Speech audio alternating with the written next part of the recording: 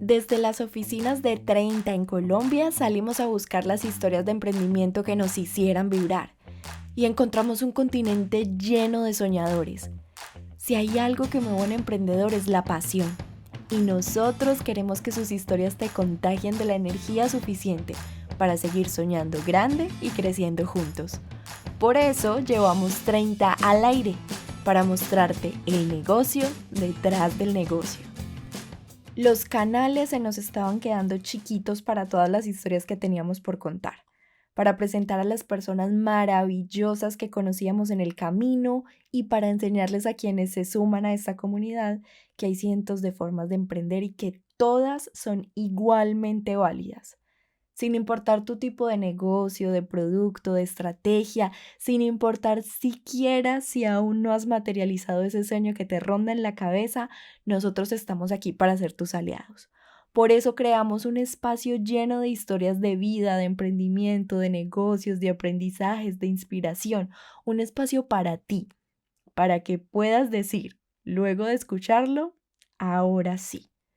Yo soy Victoria Castaño y te voy a estar acompañando al aire. Y sin más preámbulos, te presento a nuestro primer invitado. Luis Cañadel es uno de los cofundadores de 30, pero no está aquí para hablar de una de las startups con mayor inversión en Latinoamérica o cómo creció con miles de usuarios en tan solo un año, porque sí, esa es nuestra historia.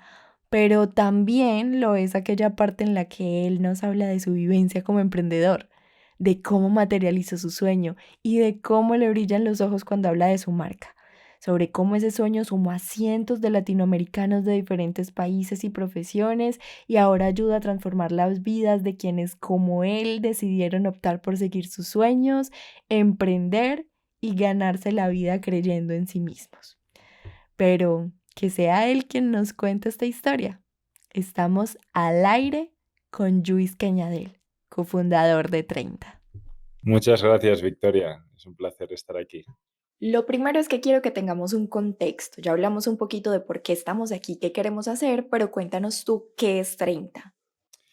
30, en resumen, es una aplicación móvil que ayuda a microcomercios de Latinoamérica con una serie de dolores que ellos tienen. Empezó 30 siendo una aplicación que la funcionalidad principal era que los usuarios pudieran llevar las cuentas digitalizadas, es decir, que se apuntaran tanto las transacciones de venta como de gasto en la aplicación en vez de lo que venían haciendo, que era pues la mayoría de negocios tenían un cuaderno y era todo muy, digamos, poco digitalizado, muy arcaico, igual que lo hacían hace 10 o hace 20 años. Entonces 30 empezó a ser una aplicación para el registro de cuentas, luego también incorporamos inventario y cada vez fuimos agregando más funcionalidades, siempre para ayudar a los comercios con temas de gestión del negocio y últimamente también sacando productos más allá de lo que viene a ser puramente la gestión. Estamos ahora lanzando productos fintech y productos para que los negocios se aprovisionen de sus proveedores mayoristas a través de la aplicación. 30 horas es una empresa muy grande, pero en algún momento no lo fue algo chiquito, empezó como una idea, entonces remontémonos a ese momento. ¿Cómo nace 30 como emprendimiento? Bueno, sí, empezamos siendo dos personas, pues yo y Manhei, el otro fundador de 30. Ambos estábamos trabajando como consultores en empresas distintas. Yo trabajaba en una que se llama McKinsey, que es una empresa bastante conocida, bastante prestigiosa. Em, Se suponía, cuando yo me gradué de la universidad y conseguía este trabajo, que pues iba a querer hacer carrera ahí dentro. Y es como una vía bastante tradicional. Lo que pasa es que, pues al cabo de ya 2 años, como que empezaba a no verme a largo plazo en un trabajo de este estilo más tradicional y veía como que a largo plazo no me iba a divertir y quería cambiar. Entonces, el mundo del emprendimiento me empezó a llamar la atención. Tuve la suerte de tener amigos cercanos que también pues, habían empezado una startup y los veía de cerca y pensaba, bueno, quizá esto también es para mí.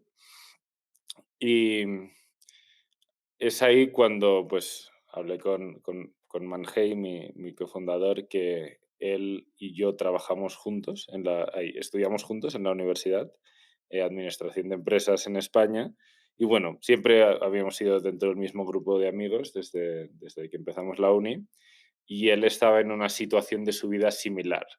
Él ya vivía en Colombia, porque pues estaba como consultor, pero se había trasladado a la oficina de Colombia con su empleador. Y, y bueno, el factor crítico fue cuando empezó el COVID, que eso ya como que aceleró mucho los planes de querer hacer algo.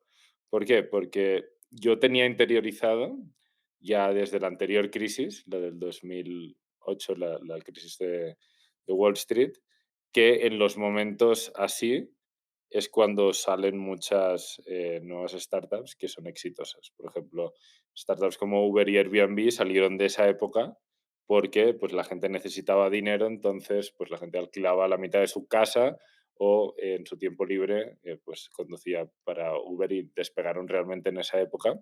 Yo pensaba que eso sería cierto también para las crisis siguientes y claro, una pandemia, disrupción, pues todavía mucho más que una crisis económica normal y, y así es como decimos que queríamos hacer algo. ¿Por qué la idea de 30? Quizá desde un poco el desconocimiento de ser extranjeros, pero nos chocaba mucho el hecho de que hay tantos micronegocios en la región, sin embargo, una proporción muy pequeña estaba digitalizada. Y obviamente eso es por múltiples motivos, ¿no? Culturales, faltaban herramientas, resistencia al cambio, etcétera. Em, y pensábamos que, bueno, pues por el momento justo en la historia en el cual hay una pandemia, aceleración de la digitalización, cambio de hábitos, combinado también con un uso de smartphones cada vez más importante, especialmente en la demografía típica, que es un propietario de un negocio que no son tanto los early adopters, que ya veníamos usando los celulares desde hace años, sino es gente más de mediana edad que apenas estaba descubriendo qué más pueden hacer con su celular aparte de WhatsApp. Entonces, bueno, nuestra hipótesis era que ese era un buen momento para lanzar un producto muy adaptado para los negocios y digitalizar una proporción de la economía que es muy grande. Y pues nada, empezamos siendo dos, fichamos al principio una persona, Fabián se llama, que fue nuestro primer desarrollador, y nos pusimos a trabajar para lanzar una primera versión del producto muy sencilla comparado con lo que hay ahora. Decir startup suena muy grande, incluso para muchas personas un poco complejo, pero realmente nace como cualquier otro emprendimiento, nace de una idea, incluso con la esperanza de solucionar una necesidad. Entonces sé que muchos emprendedores pueden sentirse identificados con el proceso. Yo quiero que nos devolvamos un poquito a eso. Ya nos dijiste que escogiste un socio, pero ¿por qué escoger un amigo? ¿Por qué escogiste a Man? ¿Qué viste en él y cómo era esa relación entre ustedes dos que te llevó a decidir hacer juntos este proyecto?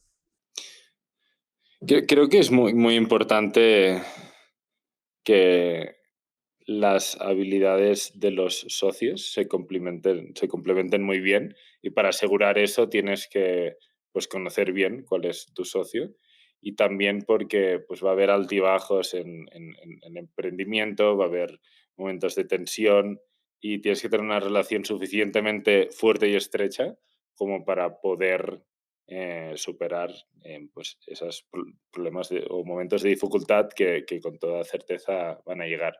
Man y yo nos conocíamos muy bien, a pesar de que tenemos un background similar, en el sentido en el que pues, trabajamos ambos de consultores, ambos estudiamos en la misma universidad la misma carrera, tenemos habilidades distintas. Yo soy mucho más de ver como el big picture y él se mete mucho más al detalle de todo. Entonces sabíamos que por ahí podía haber pues complementariedad y ya, tampoco tenía muchas otras opciones. La verdad es que es muy difícil. Me preguntan muchos aspirantes a ser fundadores de startups que cómo elijo un buen cofundador y la verdad es que para nosotros fue muy fácil y tuvimos mucha suerte de tener una persona que, bueno, que fuera tan buena para ese rol, pero si no hubiera estado Man, no sé quién podría haber escogido para ser cofundador. También puedes ir solo, pero es muy complicado ser fundador tú solo de una empresa. Es mejor, yo creo, siempre que haya la posibilidad de hacerlo con socios porque hay muchísimo trabajo y siempre es bueno estar discutiendo con alguien las cosas más importantes. Justo esa iba a ser mi siguiente pregunta, ¿cómo sería este proceso de manera individual? Porque yo creo que cuando una empresa tiene miras a ser tan grande, hacerlo en conjunto facilita mucho los procesos, potencia habilidades. ¿Cómo lo han visto ustedes en el camino? ¿Cómo se han sentido? Sí, yo creo que tener un socio es fundamental porque o sea, si la otra persona puede complementar tus puntos débiles y tú los suyos, entonces pues sois un equipo mucho más sólido. Sobre todo si es el primer emprendimiento. Si ya has hecho 2 o 3 emprendimientos y ya has aprendido mucho, como que la curva sería más rápida, la curva de aprendizaje, y quizás sí que puedes ser un emprendedor que pues no tienes socios y tienes tú pues toda la responsabilidad, pero también la carga de trabajo sería todavía más y yo creo que no es ideal. Pero dicho esto, es mejor, yo creo, hacer un emprendimiento tú solo que escoger un mal socio, sin lugar a dudas. Bueno, llegó Fabián. Uno cuando piensa en empresas que están iniciando en tecnología, se imagina un poquito a Steve Jobs en el garaje, metiendo códigos en su computador. ¿Se veía algo así o cómo fue ese proceso de empezar? Más o menos. Más o menos sí, la verdad. Estábamos en agosto del 2020. No empezamos todos juntos porque estábamos en época todavía de encierro, vamos, encierro y que no nos podíamos desplazar, entonces cada uno estaba desde su casa. Yo, de hecho, no pude mudarme a Colombia hasta el cabo de un par de meses porque estaban las fronteras del país estaban cerradas. Entonces, pues yo estaba primero desde España. Luego empecé unas semanas en México y Man y Fabián estaban aquí. Pero aparte de eso, sí, era básicamente como el garaje de una startup. Luego, pues ya el segundo y el tercer mes sí que nos juntábamos todos de vez en cuando ya en Bogotá, en la casa que yo y Man compartíamos. Y se quedó así durante bastante tiempo. Durante los primeros 7, 8 meses estábamos en el salón de casa. Em, y bueno, ya luego pues llegó un momento donde éramos demasiados y tuvimos que contratar una oficina. ¿Cómo fue esa primera versión de 30? Era muy sencilla, digamos, un dashboard en el cual había 2 botones, en el cual podías añadir una venta o un gasto, que de hecho esto es muy parecido a lo que existe ahora, pero luego cuando registrabas la venta, lo único que podías poner era el valor y la descripción. Y luego cuando se guardaba, pues el dashboard era simplemente una lista con las transacciones. Y lo único que podías hacer es borrarlas o añadir más transacciones. Es decir, era muy sencillo, era casi como un bloc de notas un poco más y a nivel técnico también era una aplicación que iba muy lenta, había muchas cosas que no estaban optimizadas. Lanzamos solo para Colombia y para México, pero incluso la primera versión en México no funcionaba porque el registro había un error que no te dejaba entrar. Pero el espíritu de la aplicación, con muchísimas más funcionalidades hoy, se ha mantenido. La hipótesis inicial de 30, que ha sido la clave de nuestro éxito hasta el momento, es que intentamos hacer un producto que minimizara la resistencia al cambio de los microempresarios. Y para eso lo que hicimos es observar lo que ellos ya hacían que para la gestión de su negocio, que es básicamente llevar este cuaderno en el cual se apuntaban ahí pues, las transacciones y decirles que en vez de hacerlo en un papel, lo vas a hacer a partir de ahora en una aplicación. Y eso es mucho más fácil para él, pues hacer esa transición que si ya desde el primer día le empiezas a intentar vender pagos en línea, tiendas virtuales, reportes avanzados, etcétera, porque eso es mucha información, es muy nuevo y les va a parecer demasiado complicado. Si les empiezas por algo que ya conocen, simplemente con una herramienta un poco distinto, que es un celular que también, como nosotros, utilizan compulsivamente para WhatsApp y Facebook, etcétera, es mucho más fácil. Y ya casi sin darse cuenta, al cabo de unos días, se acostumbran mucho más a ese ecosistema y van descubriendo más funcionalidades. Es por eso que, pues lo que describí antes, un dashboard, nueva venta, nuevo gasto, es muy parecido a lo que hay ahora, pero porque eso fue la hipótesis inicial que tuvimos, que, que ahora podemos decir que funcionó. ¿Y cómo empezó a crecer ese equipo y por ende la app se empezó a transformar? Pues el equipo creció en dirían en 2 fases. La primera fase, que fueron los primeros 8 9 meses de la empresa de manera muy lenta, con un equipo, sobre todo, bastante junior, pues llegamos a ser quizá 15 personas o algo así. Muchos de ellos recién egresados, pues analistas de producto, analistas de marketing, em, pero no gente así con muchísimos años de experiencia en la industria, quizá fichando una o dos personas al mes como mucho. Y el cambio en el crecimiento, que se empezó a acelerar muchísimo más, fue cuando recibimos nuestra primera ronda de inversión grande, que fue nuestra ronda semilla.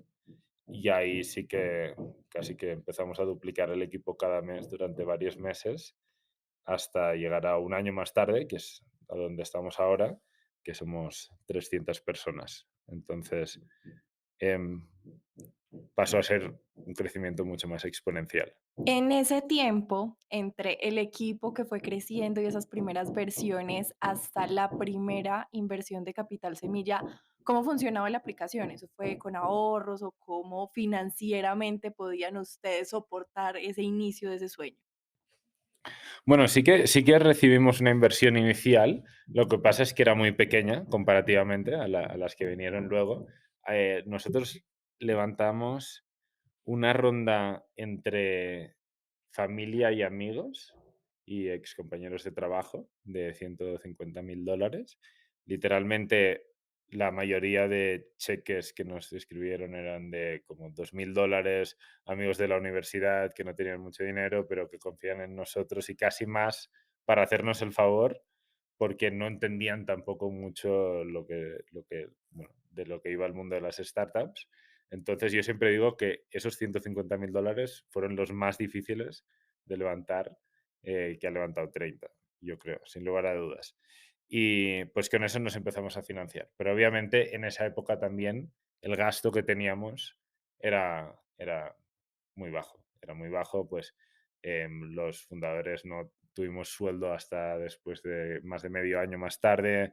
Estábamos en nuestra casa, teníamos muy pocas personas al principio, muchos eran interns y luego algunas licencias, pero bueno, era muy bajo el gasto los primeros 4 o 5 meses. Después sí que empezamos a hacer un poco de marketing y empezó a crecer, pero en esa época ya también hicimos otra pequeña ronda de inversión, muy pequeña, de como $300.000 adicionales, que fue entrar a Y Combinator, que es una aceleradora de Estados Unidos bastante prestigiosa para startups, que ellos también nos dieron una parte, y luego un pequeño fondo que también nos dio algo. Y con eso ya pues teníamos suficiente dinero para pues seguir contratando a algunas personas y sobre todo invertir en crecer esa base de usuarios.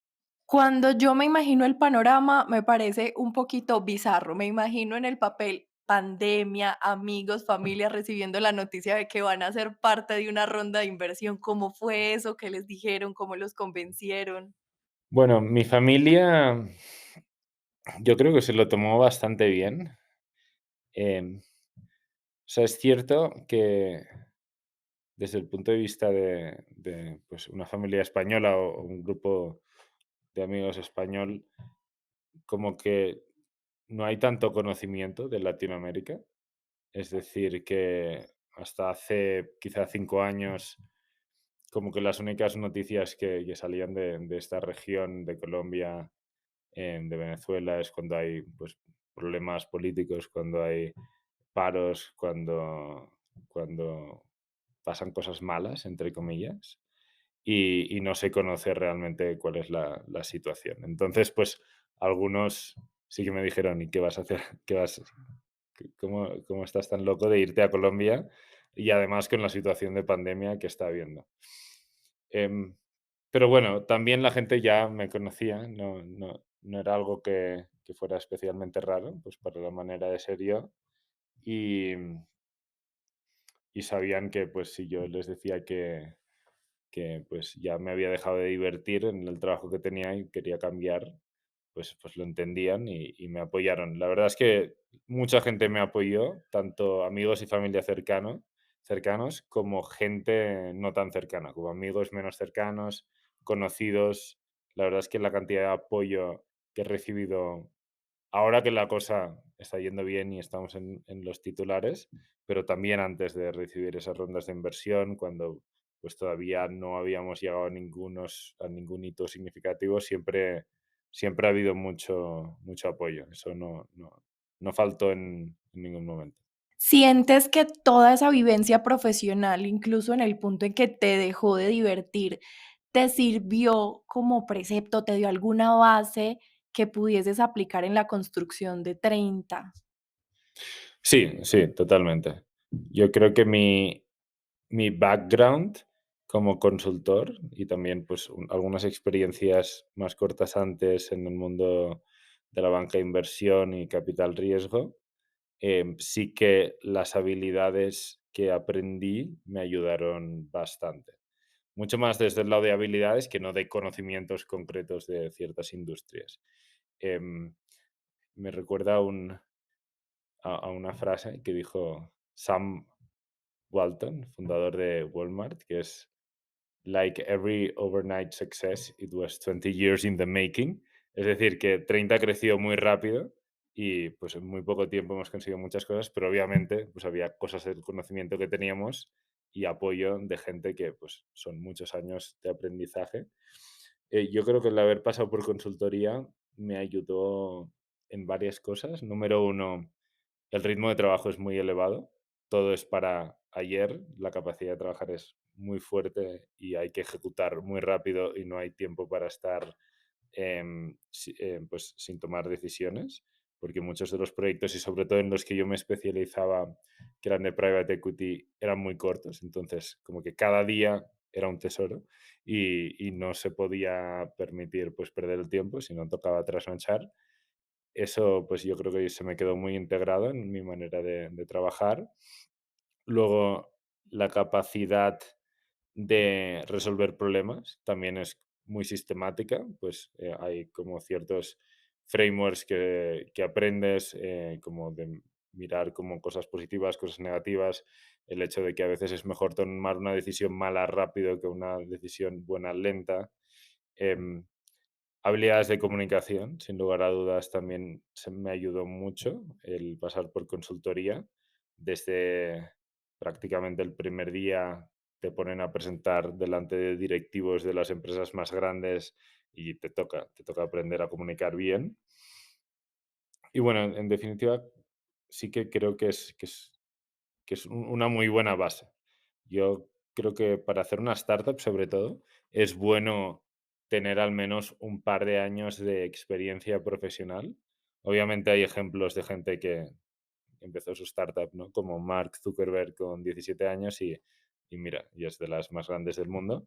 Pero por lo general, para la mayoría de gente es mejor ya haber trabajado, porque lo que no es muy difícil hacer una startup y te va a tocar aprender muy rápido en el trabajo cómo hacer una startup, como para también tener que estar en paralelo aprendiendo a cómo trabajar en general y punto. Entonces sí que me ayudó bastante. Dices que es muy difícil hacer una startup. ¿Cuáles son esos principales retos con los que te has enfrentado? Es supremamente difícil. Yo creo que es probablemente dentro del mundo profesional lo más difícil que uno puede hacer y es más que nada la estadística. Tú puedes ser muy buen fundador, tú puedes tener una buena idea en un buen tiempo, pero hay tantos factores que no controlas que pueden determinar el destino que eso de por sí lo hace muy difícil. Em, ¿Qué es lo más difícil? Bueno, yo creo que todo. Eh, los retos que nos encontramos nosotros, desde el punto de vista de alguien que nunca había hecho una empresa, te das cuenta que el factor humano es casi lo más importante, sobre todo pasada esa fase inicial de realmente identificar si esa necesidad de mercado existe. Una vez tienes que pasar la fase de escalar, te das cuenta de que tu trabajo se vuelve mucho más de organización y un trabajo de organización es básicamente atracción y retención de talento. Entonces, quizás era algo que no esperaba, o sea, parece lógico, pero intuitivamente cuando uno piensa en hacer una startup, no piensa que al cabo de 2 años 70% de su trabajo es retener y atraer talento. Y eso siempre es complicado. Sobre todo en un mundo actual donde en Latinoamérica hay mucha inversión extranjera y hay ciertos roles que es muy difícil atraer talento, porque no existe toda esa historia que sí que hay en otras regiones como Estados Unidos, como ciertas partes de Europa, que sí que ya pues, ha habido empresas tecnológicas durante muchos años, porque una persona senior en data, en tecnología, en diseño, es muy difícil encontrarlas, porque no existían esas startups eh, hace 10 años, por ejemplo. Eso es un reto.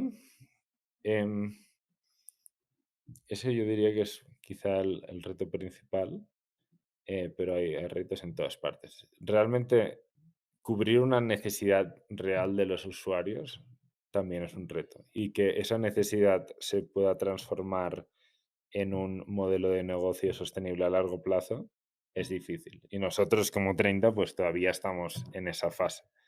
Em, Hemos descubierto un producto que, que es muy exitoso con los negocios, pues tenemos 5 millones de usuarios, sin embargo todavía nos queda esa segunda fase de, de hacer una empresa sostenible. Como la mayoría de startups es un proceso que tarda años.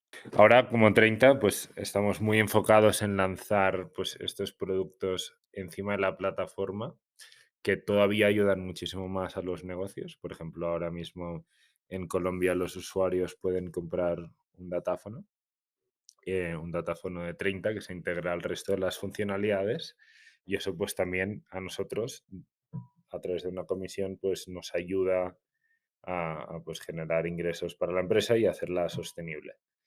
Y pues también en otros diferentes productos que ayudan a los usuarios como un marketplace de B2B, que es básicamente conectamos a distribuidores mayoristas de abarrotes y de otros segmentos con nuestros usuarios a través de la aplicación y ahí también pues intermediamos esa relación, la hacemos más eficiente y también siempre a través de una comisión, siempre que al usuario le salga ganando, pues también nos llevamos una comisión muy pequeña. Es muy pequeña, pero claro, el volumen que manejamos dentro de 30 con millones de transacciones que se registran cada mes, pues acaba sumando. Y las perspectivas desde un punto de vista de negocio es muy importante.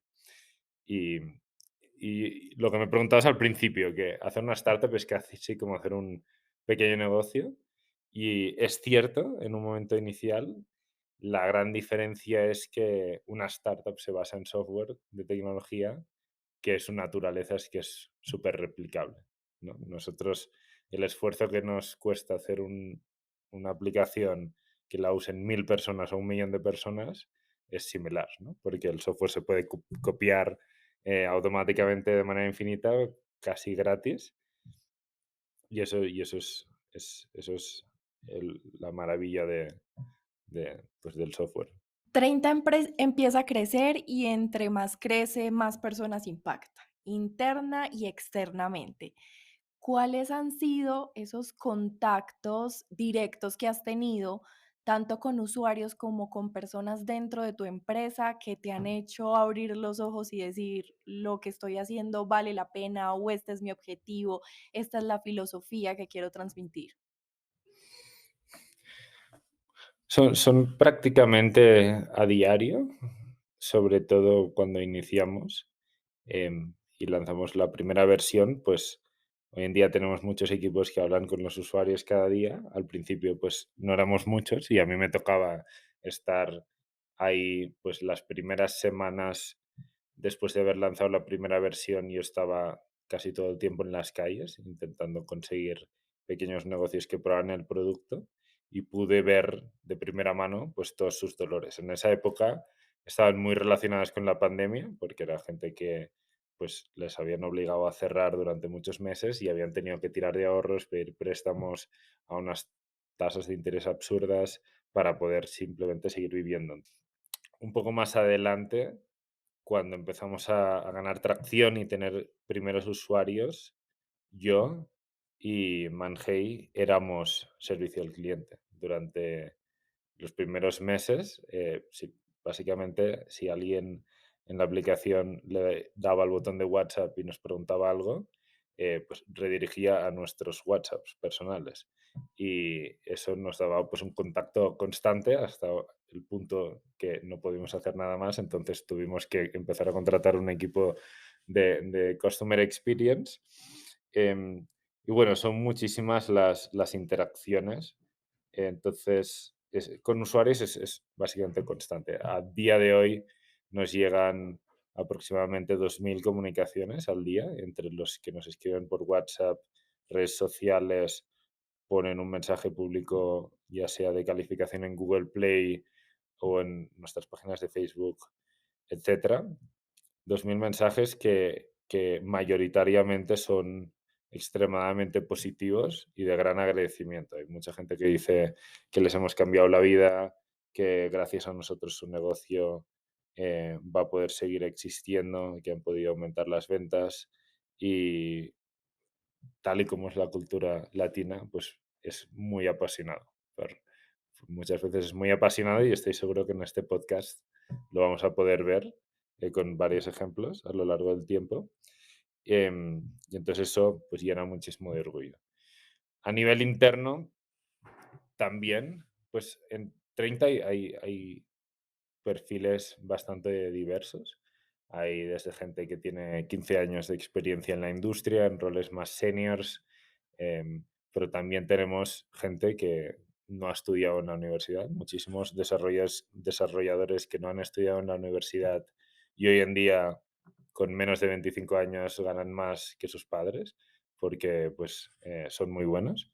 Inmigrantes de otros países, tenemos gente de casi todos los países de Latinoamérica y gente muy agradecida de que les damos la oportunidad de trabajar aquí, pero cuando me dicen eso, pues lo que pienso es que agradecido estoy yo, porque lo que es difícil hoy en día es encontrar talento y nosotros buscamos muchísimo, em, nos cuesta mucho encontrar las mejores personas posibles para cada posición.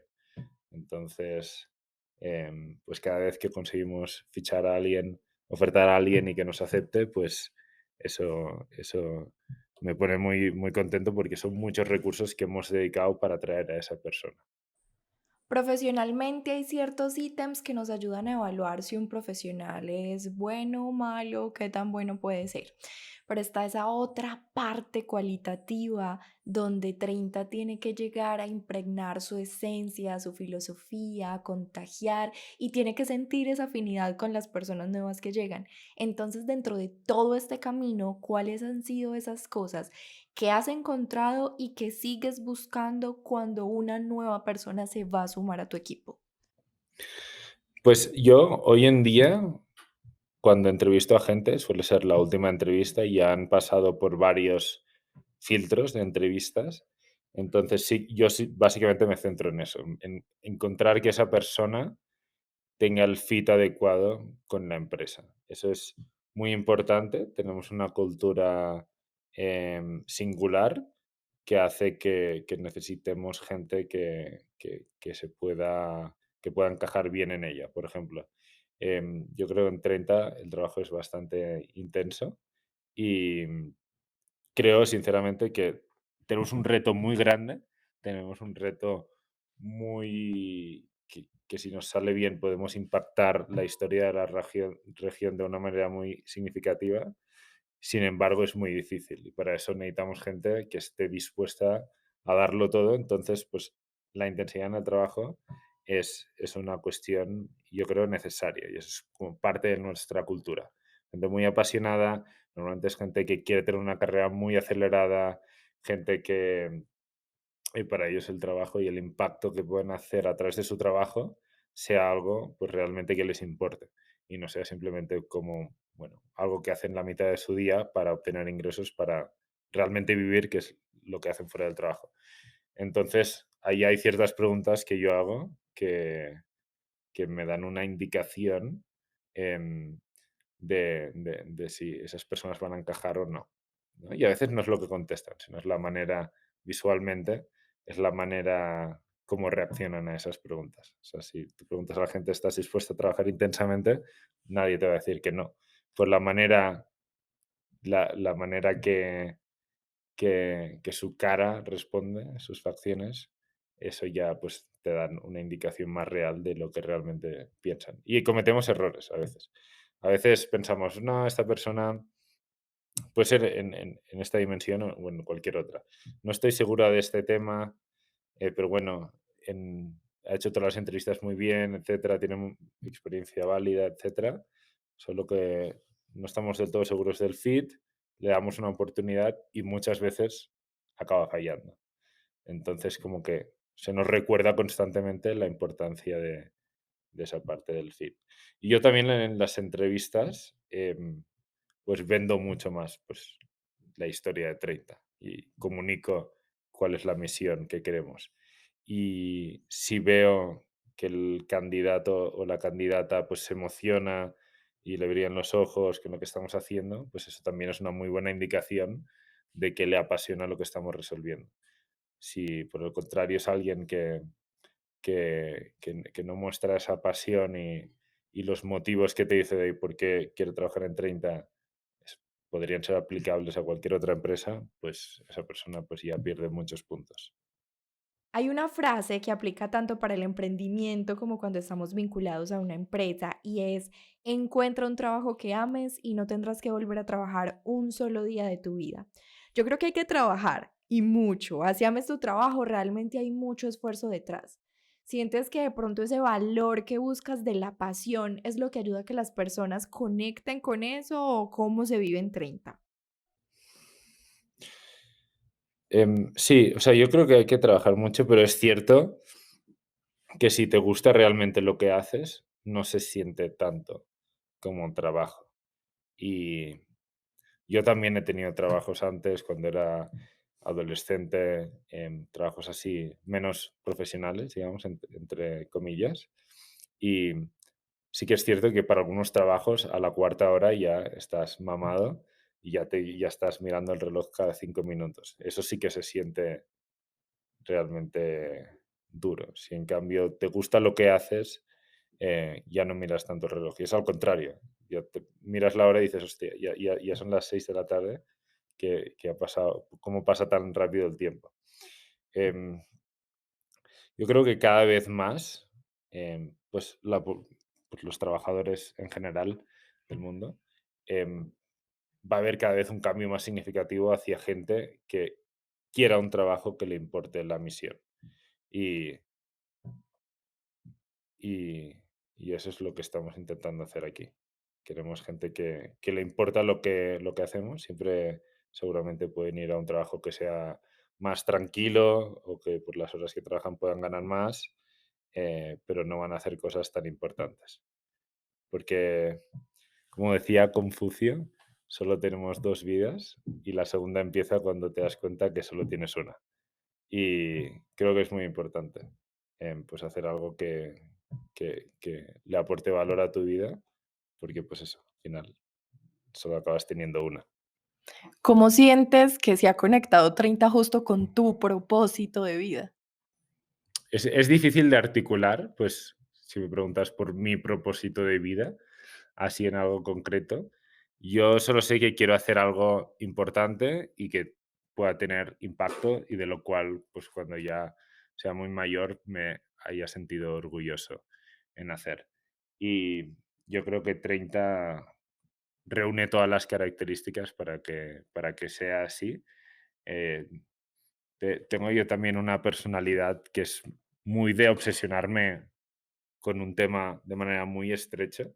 Es decir, hay gente que tiene 3 trabajos, 4 hobbies, estudia 3 cosas en paralelo y tienen como una vida muy diversificada y hacen como varias cosas a la vez. Yo soy el contrario, yo soy de poner todos mis huevos en la misma gallina e intentar dar lo máximo por esa cosa, y en este caso eso encaja muy bien con mi trabajo actual, pues lo doy todo para 30 y creo que 30 tiene el potencial de llenarme vamos, en todo lo que quiero conseguir en la vida desde este punto de vista. Creo que realmente puede ser transformador para la región.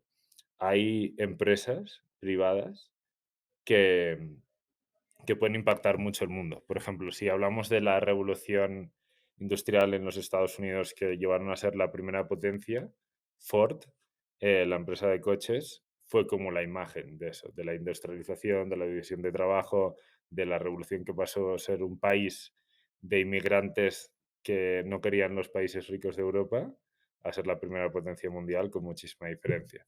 Yo creo que en Latinoamérica eso puede pasar con 30, porque si tú eres capaz de transformar una gran capa de la sociedad, como son microempresas, que tienen mucha correlación con la gente que pues están en clases más populares, si puedes mejorar mucho la vida de esas personas, el efecto multiplicador en toda la sociedad es gigante. Bueno, tú te fuiste de tu otro trabajo porque ya no te divertía. ¿Encontraste esa diversión en 30? Sí, yo me divierto mucho en 30. Sí, en 30 la verdad me gusta mucho mi día a día en, en casi todos los sentidos. Obviamente, pues todos los trabajos pues tienen sus partes mejores y partes peores, pero en general me encanta lo que hago. Y realmente no espero con ansia, por ejemplo, que llegue el fin de semana, al revés. Espero más con ansia que llegue el lunes, incluso un fin de semana tranquilo que puedo adelantar cosas. Eso me gusta despertarme por la mañana, me gusta todo lo que estamos construyendo. Había una época que tenía bastante estrés, tuve que como reflexionar un poco de cómo tomaba las cosas. Mi trabajo por naturaleza es muy estresante, ahora ya lo he podido controlar mucho más. Em, entonces, bueno, sí, soy muy feliz con 30. Bueno, el eslogan de este podcast es el negocio detrás del negocio. Queremos saber con todos nuestros invitados qué es lo que pasa detrás de lo que visualizamos como éxito, como el negocio conformado, como ese emprendimiento y cómo llegaron a ese punto. ¿Cuál ha sido ese aprendizaje detrás del negocio que tú dirías en este momento? Este es el consejo que yo le daría a alguien que también está en este proceso o que sueña con llegar a él. Yo diría que algo muy importante y puede sonar un poco cliché o puede sonar como si es algo que no es nuevo, pero yo soy muy fan de Jeff Bezos, que es el fundador de Amazon. Si tú lo escuchas en cualquier entrevista, va a repetir 5 veces por minuto: queremos dar la mejor experiencia posible para nuestros clientes. Y a pesar de que parece obvio y de que no habrá nadie que te lo vaya a disputar, luego a la práctica eso no pasa. Eso no pasa porque, pues, lo vemos también en el día a día. Todas las empresas no ponen la experiencia de usuario en el centro. Yo estoy muy orgulloso de decir que 30 tiene las mejores calificaciones en Google Play de todas las aplicaciones de Colombia. Creo que no hay ninguna que nos supere. Y vemos aplicaciones de bancos, de empresas grandes que tienen una calificación absolutamente nefasta. Y cuando miras el motivo de esas calificaciones son cosas que se podrían arreglar, pero las prioridades no están ahí. Entonces, no olvidarse nunca del objetivo de una empresa, que es dar una respuesta a una necesidad de un cliente. Y para hacer eso hay que poner al cliente siempre por delante de todo lo demás. Luis, muchas gracias por ser el primer invitado, por dar el abrebocas a este primer episodio del podcast. De aquí en adelante vienen unos próximos con invitados que tienen unas historias de vidas que sé que van a nutrir mucho los procesos de muchos emprendedores, de personas que sueñen con emprender. Entonces, este espacio está abierto para que volvamos a conversar más adelante de nuevos temas. Muchas gracias, Victoria. Ha sido un placer conversar contigo. Bueno, seguimos entonces pendientes porque en el próximo episodio volvemos al aire. ¿Inspirado? Nosotros también. Por eso seguimos conectados con las historias en nuestros demás canales. Síguenos en Instagram, Facebook y TikTok como @30.co o ingresa a nuestro sitio web 30.co. Ahora salimos del aire, pero nos vemos en el siguiente episodio.